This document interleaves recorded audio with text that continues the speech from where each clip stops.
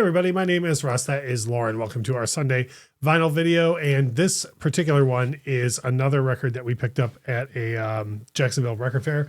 I'm not even being funny when I say this. I don't even remember which one this was at. I was the one at the brewery. Oh, really? Okay, cool. This is an album that to my knowledge, I've only ever heard the two singles off of it, or at least the two. I know Must Be Some Misunderstanding and Don't Care Anymore. No, that's a Phil solo song. There's something else I'm thinking. We just recently listened to more Phil Collins, and so that's why we're getting a little muddled up here. Yeah, but we picked up an original pressing of Duke, which I have some thoughts on. When we get to later, we always talk about the same things, like as far as quality and value and all that. But for Lauren, a person who's the one who bought this record, because you know it very well, and I would assume this is your first time hearing it on vinyl, right? Yeah. Okay, so for packaging, you probably have only ever seen this on CD.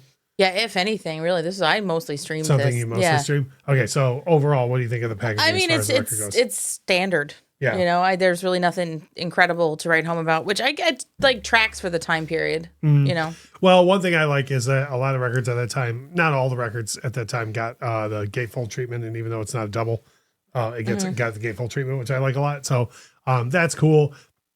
Nothing really to write home about. I will say that a lot of records at that time, the inner label still had like the record label, like Epic Records or whatever, you know. And with this, it does have like its own. So, you know, but Genesis was known as a more artsy group anyways, you know, so that's going to happen. So as far as sound goes, I'll kind of touch on this real quick a little bit.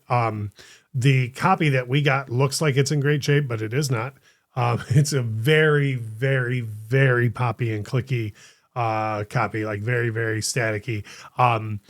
We don't have it filmed yet, but we are going to film a video soon for the channel that will be a review of an ultrasonic record cleaner. And this is like patient zero for that because it's, So, but for you like if I've ever heard the songs off of this record, for me, it would have been like on an overhead in a store or whatever, whereas you've like played this through. So what do you think about like, disregard the pops and clicks, just how it sounds on vinyl against what you're used to? Well, the experience is still what it is. Like, I feel this is a tough question to answer, right? Because like I'm very used to it kind of in headphones being very clean, kind of getting the stuff that I'm getting. So it was a very different experience with this album, listening to it this way. And like, if I have to mentally disregard the pops and clicks, like again, that was hard to do because they were definitely there. But yeah, it's a big artsy record, and it sounded that way. Yeah, no, I agree. Yeah, that sounds about right. So for us, here's the thing. So, you know, when you're at these record shows, or even most times when you're at a record store, you got to kind of eyeball stuff. You don't have a way really to just, you know, other than looking at the record and going, hey, I wonder, you know, if that looks decent. This looked clean enough, but it absolutely was not. We paid $10 for it, which in my opinion, like anywhere you are, if you see a clean copy of Duke, like $10 is reasonable. So it's kind of weird because the value should be there, but it wasn't. And also some of these guys at these record shows they have so many records to go through all the time. I don't think everything can be play tested.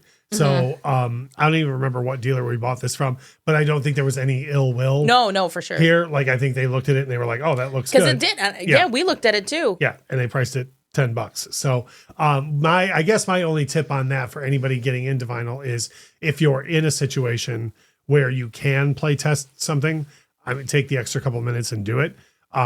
Like I said, we have a video coming. We haven't even fired the whole thing up yet, but we have a ultrasonic record cleaner that was sent to us for a review, and we're going to use this and a couple other records that we have been kind of in the same situation to see, because I don't know at all how much something like this would, let me put it this way. This is poppy and clicky enough to where if the ultrasonic cleaner takes it to even remotely back to a decent deal, like it will have been worth the price of the cleaner. Absolutely.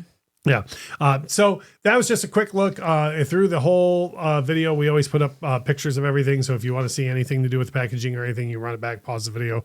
And it should be up there for a good 30 seconds for you to take a look at. We do have vinyl reviews every single Sunday. So if this is your first time seeing us and you want to see anything else we have on the channel, if you go to the search bar and just type in vinyl, I assure you several hundred vinyl videos are already on the channel.